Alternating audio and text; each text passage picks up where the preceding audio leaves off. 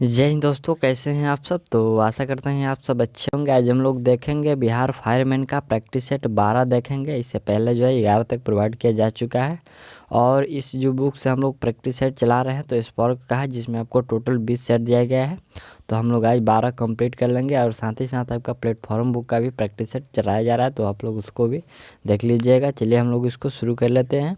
और साथ ही साथ आपको PDF चाहिए तो वीडियो के डिस्क्रिप्शन में टेलीग्राम का लिंक दिया गया है, वहाँ से आप लोग ज्वाइन होकर इसका पूरा बुक का जो है PDF आप प्राप्त कर सकते हैं। यहाँ से देखिए मॉडल प्रैक्टिस टेस्ट जो हम लोग का 12 है। और देखिए यहाँ से पहला जो प्रश्न हम लोग का है कि कंपनी के डिंबेचधारी कौन होंगे। तो कंपनी के डिंबेचधारी कौन होता है? ऋणदाता, लेनदार जो होता है वही कंपनी के डिंबेचधारी होता है। राइट आंसर भी हो जाएगा। ये जो डिंबेचधारी शब्द है थोड़ा नया शब्द है, तो ये ऋणदाता को ही कहते हैं। ठीक, चलिए अगला जो दूसरा प्रश्न है कि छोटा नागपुर पठार की सबसे ऊंची पर्वत चोटी है। तो सबसे ऊंची चोटी पर्वत जो है पारसनाथ है। ठीक, आप लोग याद रखिएगा, छोटा नागपुर जो पठार की सबसे ऊंची चोटी है वह पारसनाथ है। ठीक, अगला पॉइंट तीसरा नंबर हम लोग का है कि मारुति कार्य मुख्यतः निम्नलिखित में से किस पर आधारित है। ये मारुति जो कार्य है मुख्यतः किस पर आधारित है? तो यह आधारित है आपको जापानी प्रौद्योगिकी यानी कि जापानी टेक्नोलॉजी पर। राइट आंसर ए होगा। चलिए अगला जो चौथे नंबर प्रश्न है कि सूर्य ग्रहण तब होता है जब। तो सूर्य ग्रहण जब चंद्रमा सूर्य और पृथ्वी के बीच आता है तब ये जो होता है सूर्य ग्रहण होता है। ठीक, जब सूर्य और पृथ्वी के बीच में कौन आता है? चंद्रमा, तब ये सूर्य ग्रहण लग जाता है। अगला पॉइंट है कि ऐसी मुद्रा जिसकी विनिमय दर सरकार द्वारा प्रभावित होती है क्या कहलाती है? तो वह कहलाती है प्रबंधित मुद्रा। राइट आंसर बी हो जाएगा, प्रबंधित मुद्रा कहलाती है। छठा नंबर जो प्रश्न है कि भारत का कौन सा बांध विश्व का सबसे बड़ा बांध माना जाता है? तो विश्व का सबसे बड़ा बांध माना जाता है यहाँ पर जो हीराकुंड बांध है। राइट आंसर बी कर लीजिए, हीराकुंड बांध जो है विश्व का सबसे बड़ा बांध माना जाता है। अगला जो सातवें नंबर प्रश्न है कि निम्नलिखित में से किस निर्णय में कहा गया है कि धर्मनिरपेक्षवाद और संघवाद भारतीय संविधान के मूल विशेषताएं हैं? तो यहाँ पर किस निर्णय में कहा गया? तो देखिए यह जो निर्णय में कहा गया है यह SR बोमई मामला में जो है कहा गया था कि जो धर्मनिरपेक्षवाद और संघवाद ये भारतीय संविधान के मूल विशेषताएं हैं। राइट आंसर बी कर लीजिए। चलिए अगला जो प्रश्न हम लोग का है कि कौन सी समिति आपराधिक राजनीतिज्ञ और नौकरशाही संबंध पर स्थापित की गई थी? तो यह जो है आपका बोहरा समिति, ये सभी जो थी नौकरशाही और राजनीतिज्ञ पर यह जो संबंधित की गई थी। ठीक, स्थापित की गई थी। अगला पॉइंट है कि किस वर्ष में आतंकवाद निरोधक अधिनियम लागू हुआ, जिसका पोटा लागू हुआ। ये पोटा है आतंकवाद निरोध अधिनियम। तो देखिए ये पोटा का जो लागू किया गया था यह 2002 में लागू किया गया था। राइट आंसर कब किया गया था? पोटा को 2002 में लागू किया गया था। चलिए अगला जो प्रश्न यहाँ से हम लोग का अंग्रेजी के प्रश्नों को स्किप कर दे रहे हैं, छोड़ दे रहे हैं। और यहाँ से हम लोग का 11 नंबर जो प्रश्न है कि भारत सरकार ने निम्नलिखित में से किस शासक से अपना प्रतीक लेकर अपनाया? तो यह अपनाया गया अशोक से। ठीक, भारत सरकार ने जो है किस शासक से अपना प्रतीक लेकर अपनाया? तो अशोक से।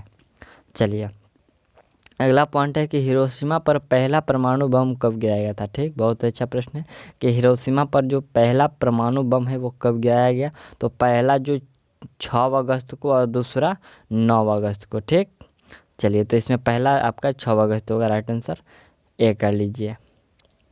अगला जो प्रश्न हम लोग का है कि 6ठी शताब्दी ईस्वी पूर्व कौन सा काल कहलाता है? तो 6ठी शताब्दी ईस्वी पूर्व जो है वह कौन काल कहलाता है? वह आपको धार्मिक उत्तेजना का काल कहलाता है। अगला जो 14 नंबर प्रश्न है कि वाक्य का युग में शब्द यदि शब्द है तो अनुच्छेद का शब्द युग्म निम्नलिखित में से क्या होगा? यानी कि है कि शब्द का युग्म यदि शब्द है, ठीक, तो शब्द का युग्म निम्नांकित में से कौन सा होगा? तो यहाँ पर कौन हो जाएगा आपका राइट आंसर? वाक्य हो जाएगा। ठीक, राइट आंसर सी होगा, वाक्य। अगला पॉइंट है कि निम्नलिखित में से कौन सी भाषा देवनागरी लिपि में लिखी जाती है? तो देवनागरी लिपि में मराठी भाषा लिखी जाती है। 16 नंबर जो प्रश्न है कि विश्व का सबसे बड़ा द्वीप कौन सा है? तो विश्व का सबसे बड़ा द्वीप यहाँ पर हम लोग बात करें तो वह ग्रीनलैंड हो जाएगा। राइट आंसर ए होगा। चलिए अगला जो प्रश्न हम लोग का 18 नंबर है कि उष्णकटिबंधीय वर्षा वन की विशेषता है। तो इस वर्षा वन की जो विशेषता है क्या है?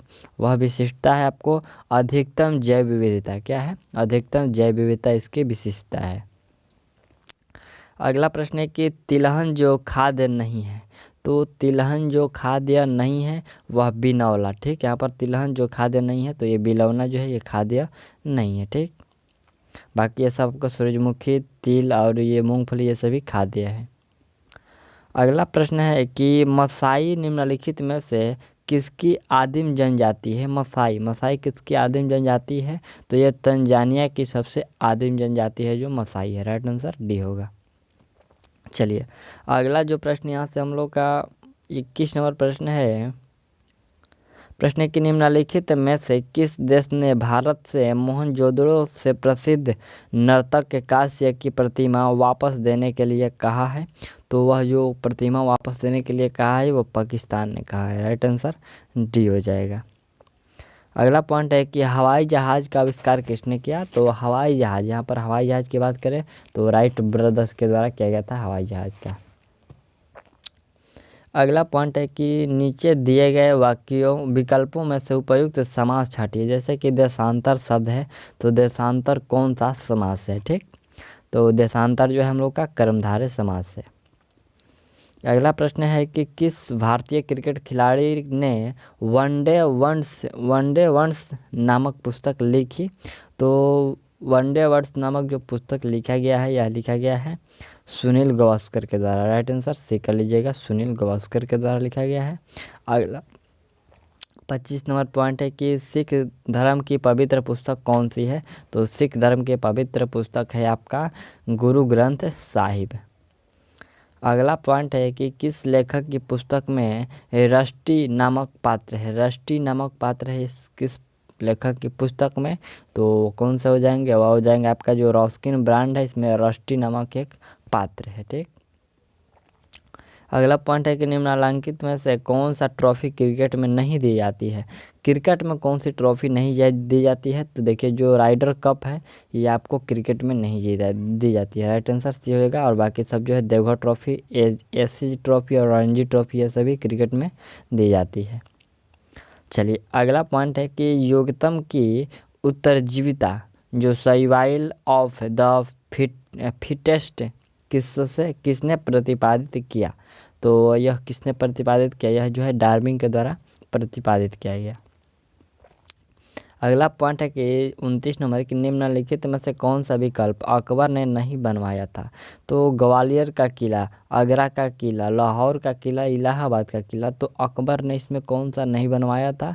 तो देखिए जो ग्वालियर का किला है वो अकबर के द्वारा नहीं बनवाया गया था। ये आपका गलत है, बाकी सब तीन ये सही है। ठीक, चलिए अगला पॉइंट हम लोग का है कि वृक्षों के लघुकरण छोटा करने की जापानी कला का नाम बताइए। तो इस जापानी टेक्निक का नाम है बोनसाई। क्या है? बोनसाई जो है वृक्षों का लघुकरण। ठीक, चलिए अगला प्रश्न हम लोग का 32 नंबर प्रश्न यहाँ से है। प्रश्न है कि पृथ्वी के गुरुत्वीय त्वरण जी का मान ... है। तो जी का मान यहाँ पर पूछा गया है तो वह है विषुवत वृत्त की अपेक्षा ध्रुवों पर अधिक होता है। ठीक, विषुवत वृत्त की अपेक्षा जो है ध्रुवों पर अधिक होता है जो जी का त्वरण मान होता है। अगला जो प्रश्न हम लोग का है कि निम्न में से कौन से विषय हमारे संविधान की समावर्ती सूची में शामिल नहीं है? तो समावर्ती सूची में शामिल नहीं है ये जो मजदूर नहीं, शेयर बाज़ार तथा भावी बाज़ार, जो शेयर बाज़ार तथा फ्यूचर्स बाज़ार है ये आपको समावर्ती सूची में शामिल नहीं है। तो राइट आंसर डी कर लीजिए, ये शामिल नहीं है। चलिए अगला पॉइंट है कि भारत के राष्ट्रपति को स्वेच्छा निर्णय अधिकार जो विवेकाधिकार के अंतर्गत क्या प्राप्त है, तो उनको इस अधिकार के तहत प्राप्त है प्रधानमंत्री की नियुक्ति प्राप्त है। राइट आंसर यह हो जाएगा। चलिए अगला जो 36 नंबर पॉइंट हम लोग का है कि निम्न में कौन सी साहित्यिक कृति कृष्ण देव राय ने लिखी थी, तो यह कृष्ण देव राय के द्वारा जो अनुक्त मर्यादा जो है यह कृष्ण देव राय के द्वारा लिखी गई थी। राइट आंसर बी होगा। चलिए अगला पॉइंट है कि जो किसी का हित चाहते हो, जो किसी का हित चाहते हो, तो यहाँ पर आपको एक शब्द देना है, क्या होगा यहाँ पर हितैषी। ठीक, जो किसी का हित चाहता हो तो उसको हितैषी। राइट आंसर कर रही है सी।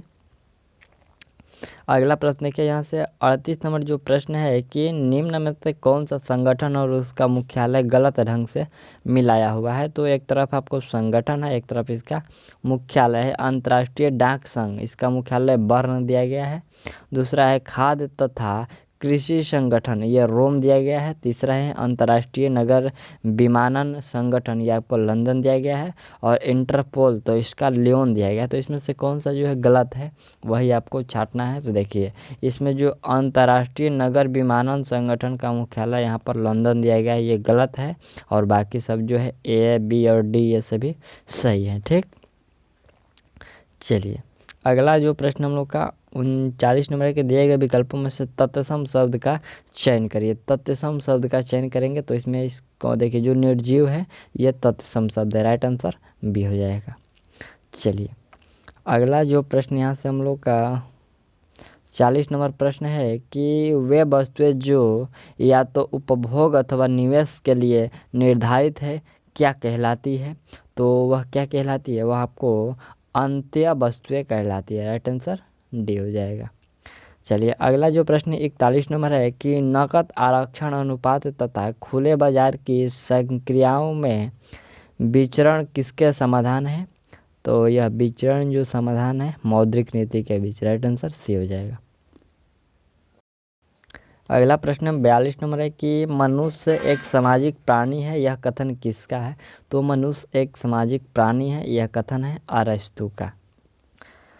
अगला प्रश्न देखिए यहाँ से हम लोग का 44 नंबर है कि जब ईस्ट इंडिया कंपनी का गठन हुआ था उस समय भारत का मुगल बादशाह कौन था। बहुत से अच्छा प्रश्न है कि जब ईस्ट इंडिया कंपनी का गठन हुआ था तो उस समय मुगल बादशाह कौन थे, तो उस समय मुगल बादशाह अकबर थे। राइट आंसर सी होगा।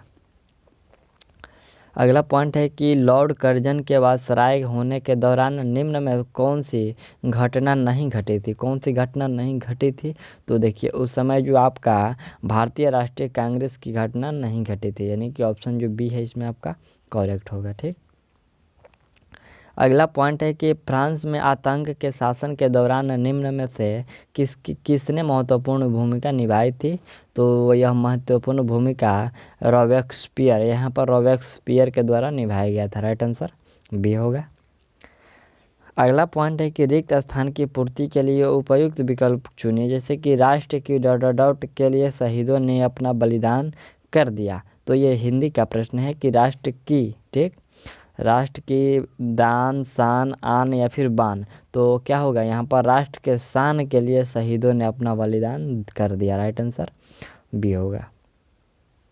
चलिए अगला जो प्रश्न हम लोग का 48 नंबर है कि वह मिट्टी जो वर्षा के कारण गहन निर्क्षालन की ओर प्रवृत्ति है कहलाती है, क्या कहलाती है, तो वह मिट्टी कहलाती है लेटेराइट मृदा, लेटेराइट मिट्टी। अगला पॉइंट है कि रेगिस्तान क्षेत्र में मशरूम चट्टान का निर्माण किसका उदाहरण है, तो यह किसका उदाहरण है, यह आपको अपघर्षण का उदाहरण है। अगला प्रश्न है कि 4 विकल्पों में से बेमेल को छांटना है, जैसे कि यहाँ पर निरामिष वो भिक्षु है, तो इसमें हम लोग का जो भीन खोजना है, तो इसमें भीन हो जाएगा आपको जो भिक्षु जो है वो भीन है। ठीक, चलिए 51 नंबर जो हम लोग का प्रश्न है, देखिए प्रश्न है कि किस फल का बीज उसके बाहर की ओर होता है। ठीक, कौन सा ऐसा फल है जिसका जो बीज है वो बाहर की ओर होता है, तो एक स्ट्रॉबेरी जो फल जो बीज है वो बाहर की ओर होता है। ठीक, अगला पॉइंट है कि वायु की आर्द्रता जो नमी है किस पर निर्भर करती है। तो वायु की जो नमी होती है वह खास करके ये जो निर्भर करती है वह तापमान, स्थान और मौसम, इन सभी पर जो है निर्भर करती है। राइट आंसर उपयुक्त सभी कर लीजिएगा। अगला पॉइंट है कि एंजाइम क्या है। तो एंजाइम क्या है, यह एक प्रोटीन है। ठीक।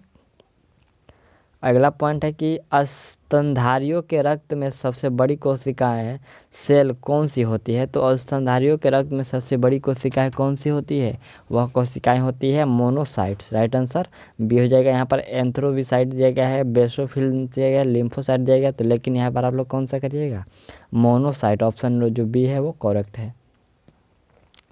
चलिए अगला जो प्रश्न 55 नंबर है कि द्विपद बाइनोमियल नाम पद्धति किससे प्रस्तावित की, यह किसने प्रस्तावित किया। तो यह जो कि प्रस्तावित जो किया गया था लिनियस के द्वारा प्रस्तावित किया गया था। अगला पॉइंट है कि 5 राज्य वर्गीकरण किसने प्रस्तावित किया था। तो 5 राज्य वर्गीकरण जो प्रस्तावित किया गया था यह R.H. विक्टर के द्वारा प्रस्तावित किया गया था।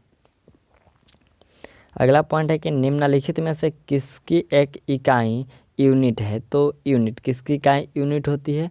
देखिए यहाँ से जो आपका है कार्य और बल का जो घूर्ण का एसआई जो होता है वो यूनिट होता है। ठीक, इकाई इसका यूनिट होता है। अगला देखिए यहाँ से हम लोग का प्रश्न है कि 58 नंबर कि शुद्ध वाक्यों को चिन्हित करना है कि नहीं, कि शुद्ध वाक्य को खोजना है कि यदि तुम खूब पढ़ोगे अतः विद्वान बनोगे। दूसरा है कि ना उसे नींद आती है और ना प्यास लगती है। तीसरा है कि आज मुझे ज्वर है और तथापि मैं दफ्तर ना आ सकूँगा। चौथा है कि यद्यपि आप विद्वान हैं किंतु आपको पढ़ते रहना चाहिए। तो इसमें शुद्ध वाक्य कौन सा है, इसमें देखिए जो शुद्ध है कि ना उसे नींद आती है और ना ही उसे प्यास लगती है। तो ये ऑप्शन जो बी है वो शुद्ध है। चलिए अगला जो प्रश्न है कि सितारों की दूरी किससे मापी जाती है। सितारों की दूरी किससे मापी जाती है, तारों की बात हो रही है। तो इसकी जो दूरी है वह प्रकाश वर्ष से नापी जाती है। ठीक, राइट आंसर डी कर लीजिए। अगला जो प्रश्न है कि ध्वनि की उच्चता किस पर निर्भर करती है। तो ध्वनि की जो उच्चता है वो आपको आयाम पर निर्भर करती है। अगला जो प्रश्न हम लोग का है कि ALU का पूर्ण रूप, ये आपको जो है कंप्यूटर से रिलेटेड प्रश्न है। इसमें आपको हर एक सेट में 1 से 2 नंबर का कंप्यूटर से भी प्रश्न आ रहे हैं। तो यहाँ पर ALU का फुल फॉर्म बताना है क्या होता है। तो इसका फुल फॉर्म होता है अर्थमेटिक लॉजिक यूनिट। ठीक, अर्थमेटिक लॉजिक यूनिट होता है ALU का फुल फॉर्म। चलिए अगला जो प्रश्न हम लोग का 62 नंबर प्रश्न है कि लोकप्रिय खोज इंजन गूगल का नाम गूगल शब्द से व्युत्पन्न किया गया है। इस शब्द का अर्थ क्या होता है। ठीक, इसमें गूगल का जो अर्थ होता है वो क्या होता है, खोज करना, सूचीबद्ध करना, कॉल करना और फिर संख्या 1 जिसके बाद 100 शून्य हो।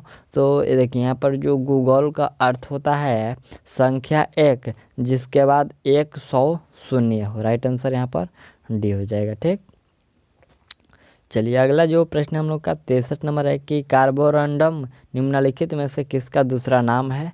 तो कार्बोरंडम जो है दूसरा नाम है, जो यह सिलिकॉन कार्बाइड का दूसरा नाम है कार्बोरंडम। अगला प्रश्न है कि ATP पर गैस के 1 मोल में कितने परमाणु होते हैं। तो एक ATP है ATP। तो एक इस प्रकार है कि पर गैसों के 1 मोल में कितने परमाणु होते हैं।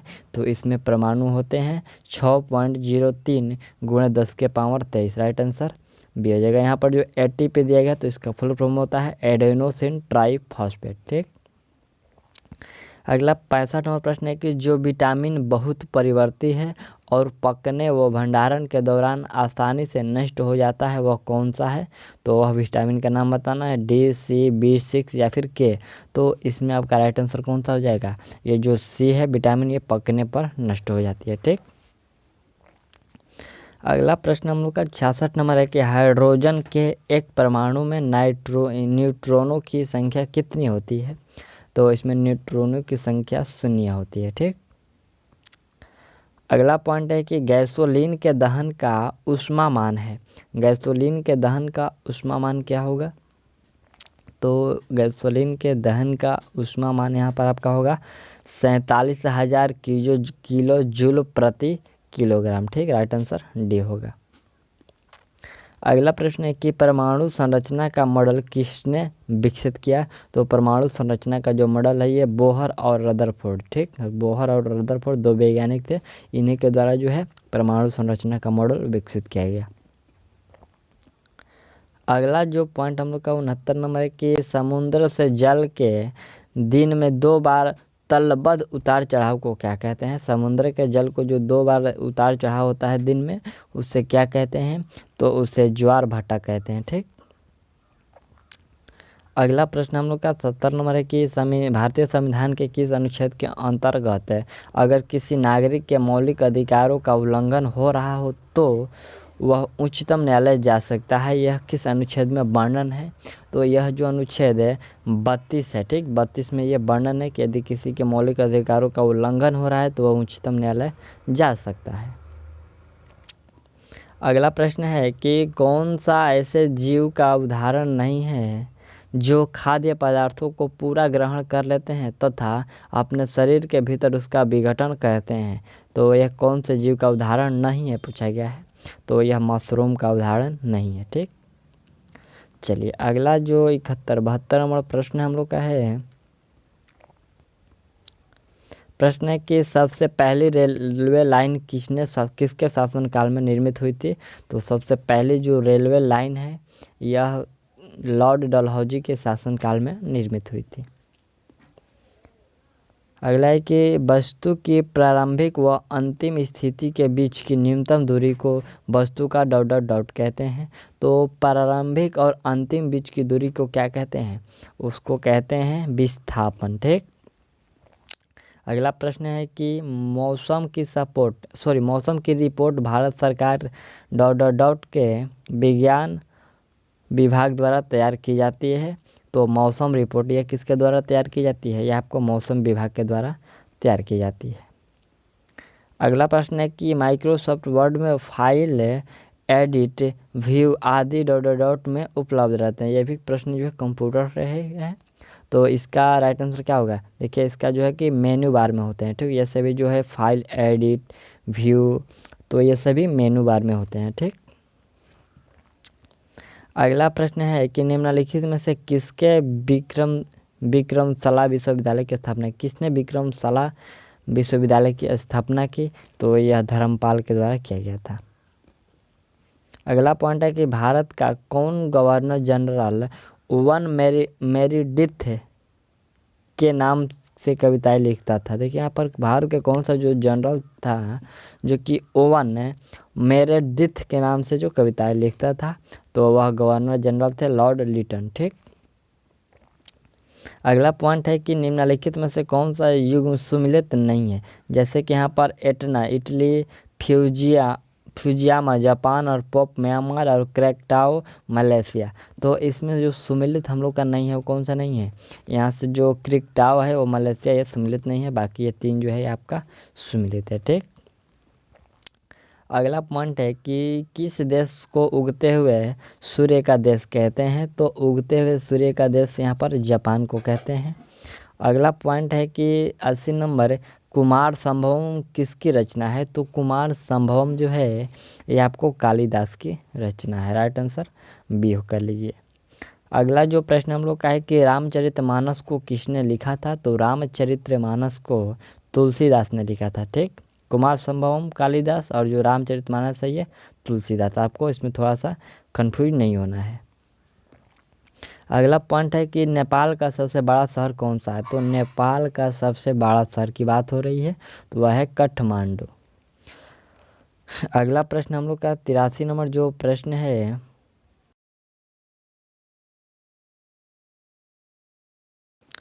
चलिए यहाँ से जो प्रश्न है, प्रश्न है कि वह अंतिम हिंदू राजा जिसने हिंदू स्वराज स्थापित करने में कुछ हद तक फैसला पाई थी, तो वह कौन थे? तो कुछ हद तक जो पाए थे वह थे आपका Chhatrapati Shivaji. Right answer A होगा। अगला पॉइंट है कि धोने के सोडा के उपयोग डॉट डॉट में होता है। पहला है जल की स्थायी कठोरता हटाने के लिए, दूसरा है पीने वाले जल को जीवाणुओं से मुक्त करने के लिए, और तीसरा है घरों में सफाई के लिए। तो जो धोन सोडा है इसका प्रयोग है केवल एक और दो जल के अस्थायी कठोरता को दूर करने के लिए और पीने वाले जल को जीवाणुओं से मुक्त करने के लिए। जो घर की सफाई है इसमें नहीं करते हैं। ठीक, अगला प्रश्न है हम लोग का है कि राज्यसभा के सदस्य बनने के लिए व्यक्ति की न्यूनतम योग्यता क्या होनी चाहिए। देखिए योग्यता में क्या क्या दिया गया है कि वह भारतीय नागरिक हो, वह दिवालिया घोषित होना चाहिए, वह दिवालिया घोषित होना चाहिए, और कम से कम 30 वर्ष की आयु का होना चाहिए। तो इसमें कौन सा सही है?